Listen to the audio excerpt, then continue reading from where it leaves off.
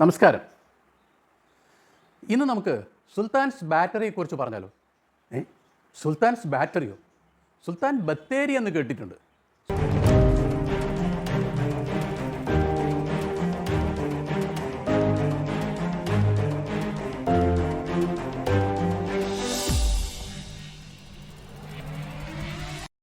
Sultans ബാറ്ററിയാണ് സുൽത്താൻ ബത്തേരിയുടെ പൂർവ്വരൂപം. അതിൻ്റെ പൂർവ്വരൂപം ഗണപതി വട്ടം, അതിൻ്റെ പൂർവ്വരൂപം ഹന്നേരഡു വീഥി. അതിനൊക്കെ നമുക്ക് പിന്നീട് വരാം. ആദ്യം എന്താണ് സുൽത്താൻസ് ബാറ്ററി? ബാറ്ററി എന്ന് പറയുമ്പോൾ നമ്മുടെ മനസ്സിൽ ഓടി വരുന്ന ഒരു രൂപമുണ്ട്. ആ ബാറ്ററി അല്ല ഈ ബാറ്ററി.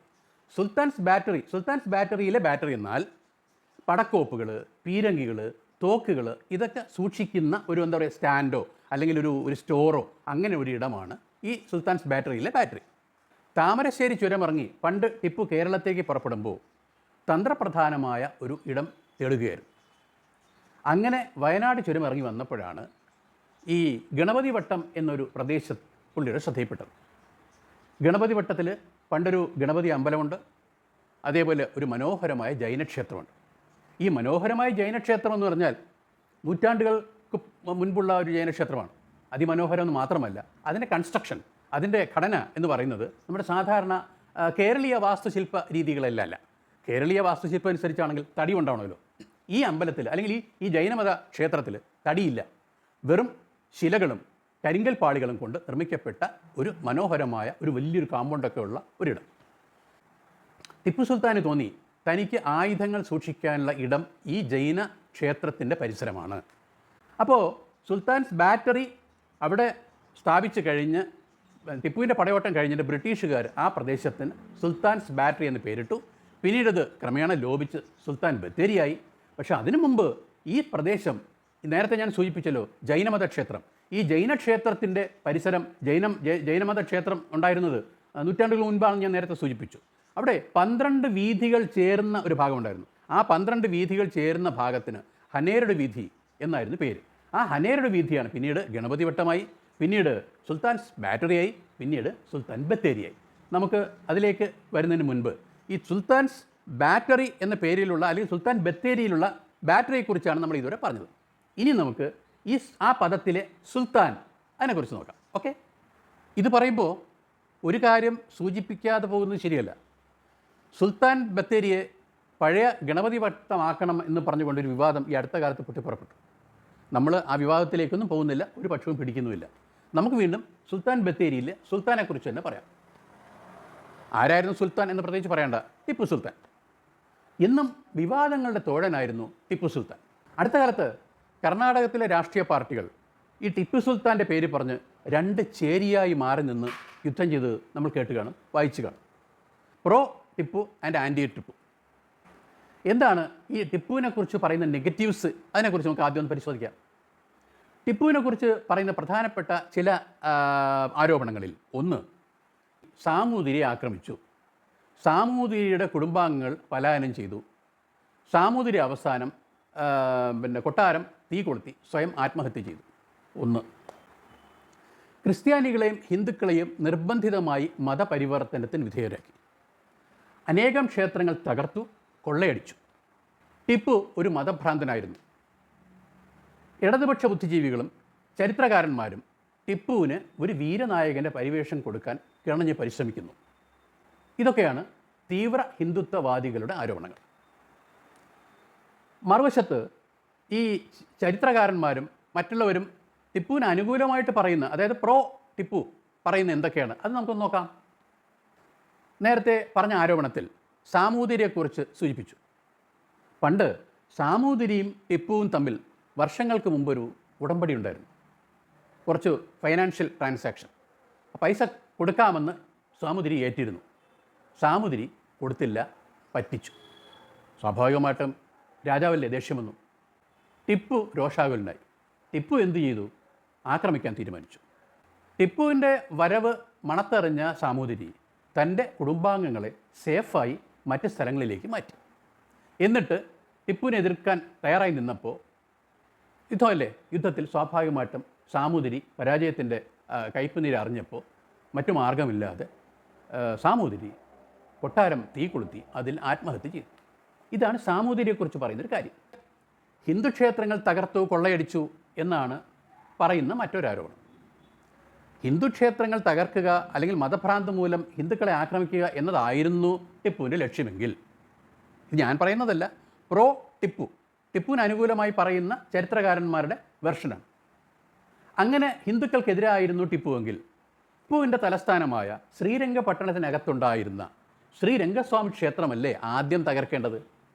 ആ ശ്രീരംഗസ്വാമി ക്ഷേത്രത്തിൻ്റെ സ്പോൺസറായി അതിനെ നിലനിർത്തുകയും സഹായിക്കുകയും ചെയ്തു വന്നിരുന്നത് ടിപ്പു ആണെന്നാണ് ചരിത്രം പറയുന്നത്. മറ്റൊന്ന്,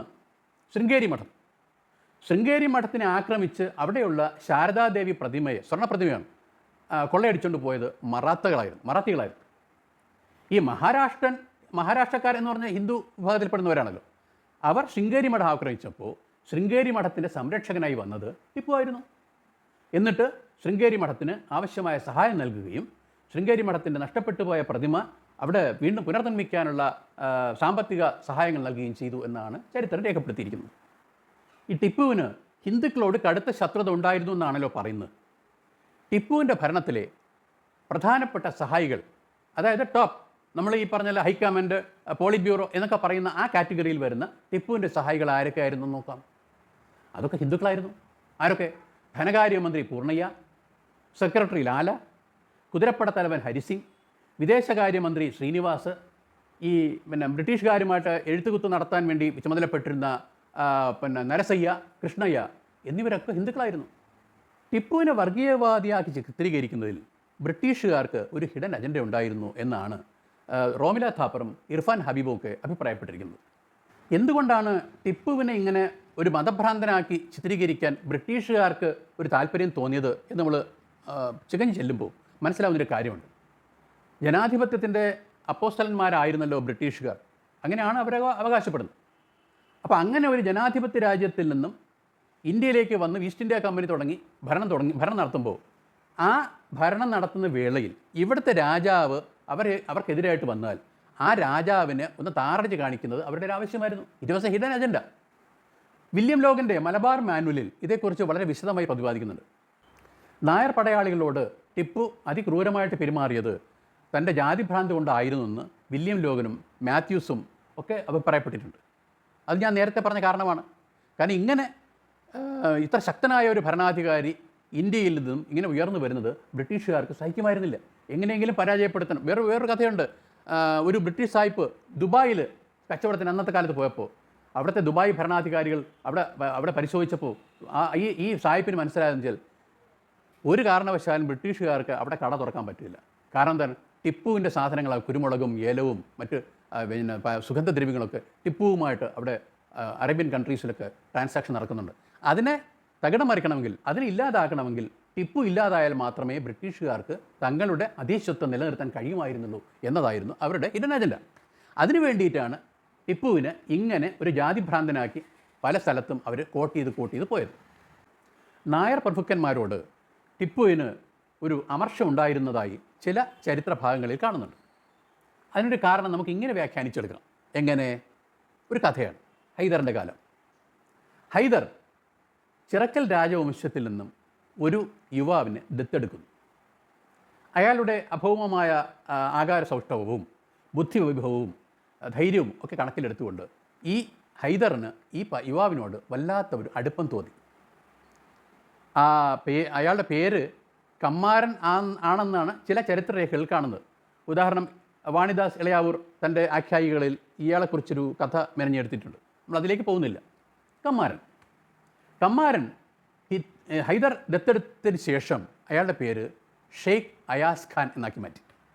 മതപരിവർത്തനം നിർബന്ധിതമാണോ അല്ലേ എന്നുള്ളത് ഇവിടെ വിഷയമല്ല. എന്തായാലും ഹി വാസ് വില്ലിങ്. അതുകൊണ്ടായിരിക്കുമല്ലോ സബ്സിക്വൻ്റ്ലി ഈ ഷെയ്ഖ് അയാസ് ഖാൻ ഹൈദറിൻ്റെ വലിയ വിശ്വസ്തനായിട്ട് മാറിയത്. അപ്പോൾ ഷെയ്ഖ് അയാസ് ഖാൻ ഹൈദറുമായി നല്ല അടുപ്പത്തിലായി, വിശ്വസ്തനായി. അങ്ങനെ ഷെയ്ഖ് അയാസിന് ഹൈദർ ചില സൈനിക ചുമതലകൾ നൽകി. പിന്നീട് ചില സൈനിക വിഭാഗങ്ങളുടെ മേധാവിയാക്കി. പിന്നീട് അതിനുശേഷം ബെഡന്നൂർ എന്ന ഒരു പ്രവിശ്യയിലെ ഗവർണറാക്കി. അപ്പോൾ ഈ ഷെയ്ഖ് അയാസും ഹൈദറും തമ്മിലുള്ള ഈ അമിതമായ അടുപ്പം നമ്മുടെ ടിപ്പുവിന് അത്ര ഇഷ്ടപ്പെട്ടില്ല. അതിന് മറ്റൊരു കാരണം കൂടിയുണ്ട്. പണ്ട് ഏതോ ഒരു ദൗത്യം ടിപ്പുവിനെ ഏൽപ്പിച്ചിരുന്നു. ടിപ്പു അതിൽ വീഴ്ച വരുത്തി. ടിപ്പു വീഴ്ച വരുത്തിയപ്പോൾ ഹൈദർ എന്ത് ചെയ്യുമെന്നറിയുമോ? ഒരു അച്ഛനും മകനോട് കാണിക്കാൻ പാടില്ലാത്ത തരത്തിലുള്ള ഒരു പരാക്രമം ടിപ്പുവിനോട് കാണിച്ചു. രാജസദസ്സിൽ ഷേഖ് അയാസും ഈ നമ്മുടെ മാത്യൂസ് എന്ന് പറഞ്ഞ കേണലും ബാക്കി ബ്രിട്ടീഷ് ഉദ്യോഗസ്ഥന്മാരും രാജപ്രമുഖന്മാരും മന്ത്രിമാരും ഒക്കെ ഉള്ളൊരു വേദിയിൽ വെച്ചിട്ട് ടിപ്പുവിനെ പരസ്യമായി ആക്ഷേപിക്കുകയും ഭത്സിക്കുകയും കളിയാക്കുകയും ചെയ്തതിന് ശേഷം പറഞ്ഞു, നീ എൻ്റെ മകനായി പോയതുകൊണ്ട് മാത്രമാണ് എൻ്റെ കാലശേഷം നിനക്ക് രാജാധികാരം നൽകേണ്ടി വരുന്നത്. ഇനി ഈ സമയത്ത് തോന്നുന്നൊരു വികാരം ഞാൻ പറയുന്നു ഓപ്പണായിട്ട്. എന്താണെന്നറിയോ? ഈ ഷേഖ് അയാസ് എൻ്റെ മകനായിരുന്നെങ്കിൽ എന്ന് ഞാൻ ആഗ്രഹിച്ചു പോകുന്നു. ഇത്ര പരസ്യമായിട്ട് ടിപ്പുവിനെ ആക്ഷേപിച്ചതും അപമാനിച്ചതും ടിപ്പുവിൻ്റെ മനസ്സിൽ വളരെ ആഴത്തിലുള്ള മുറിവുകളാണ് സൃഷ്ടിച്ചത്. അപ്പോൾ തന്നെ കാരണക്കാരൻ ഈ ഷേഖ് അയാസ് ആണല്ലോ. ആ ഷേഖ് അയാസിനോട് അടങ്ങാത്ത ഒരു ദേഷ്യം അല്ലെങ്കിൽ വൈരാഗ്യം അല്ലെങ്കിൽ പ്രതികാര മനോഭാവം ടിപ്പുവിൻ്റെ മനസ്സിൽ ഉളിയിട്ടിരുന്നു. ഈ പ്രതികാരത്തിൻ്റെ ആഴം മനസ്സിലാക്കണമെങ്കിൽ കുറേ വർഷം കഴിയണം. അന്ന് ഹൈദറിൻ്റെ മരണം. ഹൈദർ മരിച്ചപ്പോൾ രാജാധികാരം ടിപ്പുവിനാണല്ലോ നാച്ചുറലായി വരേണ്ടത്. പക്ഷേ ടിപ്പു യുദ്ധമുഖത്താണ്. ടിപ്പു ഓടി അവിടെ എത്തുന്നു. അവിടെ എത്തുന്നതിന് മറ്റൊരു കാരണം കൂടി ഉണ്ടെന്നാണ് ചില സംശയാലുക്കൾ പറയുന്നത്. ഹൈദറിൻ്റെ മരണശേഷം ഒരുപക്ഷേ രാജാധികാരം ഷേഖ് അയാസ് ഏറ്റെടുത്ത് കളഞ്ഞാലോ എന്നുള്ള ഭയം അറിയാതെയാണെങ്കിലും ടിപ്പുവിൻ്റെ മനസ്സിലുണ്ടായിരുന്നു. അങ്ങനെ ടിപ്പു ഓടി അവിടെ രാജാധികാരം കൈക്കലാക്കി. ചക്രവർത്തിയായി കഴിഞ്ഞതിന് ശേഷം ടിപ്പു ഇറക്കിയ ആദ്യത്തെ ഉത്തരവ് എന്താണെന്നറിയാമോ? ബെഡനൂർ രാജ്യത്തിലെ ഗവർണർ സ്ഥാനത്ത് നിന്നും ഷേഖ് അയാസിനെ മാറ്റുന്നു. എന്നിട്ട് രഹസ്യമായി ഒരു കത്ത് ഈ ബെഡനൂരിലെ 2ാം സ്ഥാനക്കാരനായ സൈനിക മേധാവിക്ക് കൊടുത്തയക്കുന്നു. അന്നത്തെ കാലത്ത് ഈ കമ്മ്യൂണിക്കേഷൻ സിസ്റ്റമൊക്കെ വളരെ വീക്കായിരുന്നല്ലോ. കത്തുകളിലൂടെയാണ് ഈ കമ്മ്യൂണിക്കേഷൻ നടക്കുക. അങ്ങനെ ഈ കൊടുത്ത കത്ത് ഒരു ബ്രാഹ്മണനാണ് രഹസ്യമായി ബെഡനൂരിൽ എത്തിച്ചത്. പക്ഷേ ഈ ബ്രാഹ്മണൻ ഇതിൻ്റെ കണ്ടൻറ്റ് അറിയില്ലായിരുന്നല്ലോ. ബ്രാഹ്മണൻ ഈ കത്ത് നേരെ കൊണ്ട് കൊടുത്തത് അയാസിൻ്റെ കയ്യിലാണ്, ഷേഖ് അയാസിൻ്റെ കയ്യിലാണ്. ഷേഖ് അയാസ് വായിച്ചു നോക്കിയപ്പോൾ അതിലെഴുതിയിരിക്കുന്ന പ്രധാനപ്പെട്ട കാര്യം, ബെഡനൂരിലെ ഗവർണർ സ്ഥാനത്ത് നിന്നും ഇയാളെ മാറ്റിയിട്ട് 3 ദിവസത്തിനുള്ളിൽ ഈ ഷേഖ് അയാസിൻ്റെ തല കൊയ്യണം എന്ന് അടുത്ത സൈനിക മേധാവിയോട് രഹസ്യമായി ആവശ്യപ്പെട്ടുകൊണ്ടുള്ള ഒരു കത്തായിരുന്നു അത്. ഷേഖ് അയാസ് വായിച്ചപ്പോൾ സ്വാഭാവികമായിട്ടും ഷേഖ് അയാസിൻ്റെ മാനസികാവസ്ഥ മനസ്സിലാക്കാമല്ലോ. ഷേഖ് അയാസ് എന്ത് ചെയ്യുമെന്നറിയാമോ? ഈ ബ്രാഹ്മണനെയും ആ 2ാം സ്ഥാനക്കാരനായ സൈനിക മേധാവിയെയും വധിച്ചിട്ട് കേണൽ മാത്യൂസിന് കത്തെഴുതി. ഞാൻ ഹൈദറിൻ്റെ പടയാളിയാണ്. ഹൈദർ മരിച്ചു കഴിഞ്ഞു. അതുകൊണ്ട് എനിക്ക് ബ്രിട്ടീഷുകാർ സംരക്ഷണം തരണം. ഈ ബെഡനൂർ എന്നുള്ള പ്രവിശ്യ ഞാൻ ബ്രിട്ടീഷുകാർക്ക് അടിയറവ് തരുന്നു.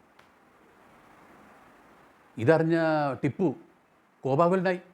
സഹിക്കാവുന്നതിനപ്പുറമായിരുന്നു. അധികാരത്തിലുണ്ടായിരുന്ന ബെഡനൂർ പ്രവിശ്യ ബ്രിട്ടീഷുകാർക്ക് നൽകി ചതിയും വഞ്ചനയും കാട്ടിയ ഷേഖ് അയാസിനെ എങ്ങനെ ശിക്ഷിക്കണം എന്നറിയാതെ ടിപ്പു വെപ്രാളപ്പെടുകയായിരുന്നു.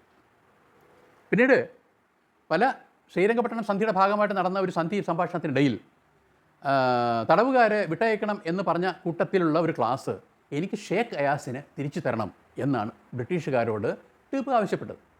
പക്ഷേ ബ്രിട്ടീഷുകാർ സമ്മതിച്ചില്ല. കാരണം ഷേഖ് അയാസ് തടവുകാരനല്ല, സറണ്ടർ ചെയ്ത ആളാണ്. അയാളെ തടവുകാരനായിട്ട് കണക്കാക്കാൻ പറ്റില്ല എന്ന് ബ്രിട്ടീഷുകാർ ടിപ്പുവിന് മറുപടി നൽകി. അതാണ് ചരിത്രം. ടിപ്പു ദേശീയവാദി ആയിരുന്നില്ല. അന്ന് ദേശീയവാദം ഇന്ത്യയിൽ അന്ന് ശക്തി പ്രാപിച്ചിരുന്നത്. ഇന്ത്യ എന്ന രൂപം തന്നെ അന്ന് ആയിരുന്നില്ലല്ലോ. ഇന്ത്യ എന്നുള്ള സങ്കല്പം പോലും അന്ന് രൂപപ്പെട്ടിരുന്നില്ല. പല നാട്ടുരാജ്യങ്ങൾ, ചിതറിക്കിടന്നിരുന്ന നാട്ടുരാജ്യങ്ങൾ. അതുകൊണ്ട് തന്നെ ടിപ്പുവിൻ്റെ ലക്ഷ്യം എന്ന് പറയുന്നത് ദേശീയ ബോധമല്ല, പക്ഷേ ആൻറ്റി ഈസ്റ്റ് ഇന്ത്യ കമ്പനി, ആ ചിന്ത മാത്രമേ ഉണ്ടായിരുന്നു. ഈസ്റ്റ് ഇന്ത്യ കമ്പനിയെ തകർക്കുക. അപ്പോൾ തൻ്റെ സാമ്രാജ്യത്വ വിപുലീകരണം മാത്രമേ ടിപ്പുവിന് ലക്ഷ്യമായിരുന്നുള്ളൂ. അതുകൊണ്ടാണല്ലോ ഫ്രഞ്ചുകാരുടെ സഹായം തേടി ബ്രിട്ടീഷുകാരെ അമർച്ച ചെയ്യാൻ ഈ പറഞ്ഞ പോലെ മിസൈലുകൾ കണ്ടെത്തിയത്. മിസൈലുകൾ എന്ന് വെച്ചാൽ സാധാരണ മിസൈൽ. സാധാരണ ടിപ്പുവിനെ കുറിച്ച് പറയുമ്പോൾ ചരിത്രത്തിൽ പറയുന്നത് അങ്ങനെയാണ്. ടിപ്പു അന്നത്തെ കാലത്ത് 17ാം നൂറ്റാണ്ടിൻ്റെ ഭാഗമായി 17ാം നൂറ്റാണ്ടിൽ മിസൈൽ എന്നൊരു സമ്പ്രദായം, റോക്കറ്റ് എന്നൊരു സമ്പ്രദായം വളരെ അപൂർവമായിട്ടുണ്ടായിരുന്നുള്ളൂ. അന്ന് ആദ്യമായി ഇന്ത്യ മീൻസ് ടിപ്പുവിൻ്റെ സാമ്രാജ്യത്തിൽ നിന്നും ഈ മിസൈൽ അയൺ കവേർഡ് റോക്കറ്റ്സ് ഉണ്ടാക്കിയത് ടിപ്പുവായിരുന്നു. അത് ഈ പറഞ്ഞ ബ്രിട്ടീഷ് അത് ഫ്രഞ്ചുകാരുടെ സഹായത്തോടു കൂടിയാണ് അങ്ങനെ ചെയ്തത്. അപ്പോൾ ബ്രിട്ടീഷ് മേൽക്കോയ്മയെ തകർക്കാൻ വേണ്ടി ഫ്രഞ്ചുകാരുടെ സഹായം തേടിയിരുന്ന ടിപ്പു ഇത്തരത്തിലുള്ള അത്യാധുനികമായ ആയുധ സാമഗ്രികൾ കരസ്ഥമാക്കിയിരുന്നു, നേടിയിരുന്നു. അങ്ങനെയാണ് നമ്മുടെ ചരിത്ര വില്യം ലോഗനൊക്കെ അങ്ങനെ പറയുന്നുണ്ട്. സൂര്യൻ അസ്തമിക്കാത്ത സാമ്രാജ്യത്തിന് നേരെ വിരൽ ചൂണ്ടുകയും നെഞ്ചു വിരിച്ച് പടപ്പുറപ്പെടൽ നടത്തുകയും യുദ്ധം ചെയ്ത് അവസാനം വീരമൃത്യു നടത്തി പിന്നീടുണ്ടായ ദേശീയതയ്ക്ക് തിരികൊളുത്താൻ ആരംഭം കുറിച്ച ഒരു പോരാളിയായിരുന്നു ടിപ്പു എന്നാണ് ശ്രീ KKN കുറുപ്പ് എന്ന് പറയുന്നത്, ഡോക്ടർ KKN കുറുപ്പ് പറയുന്നത്.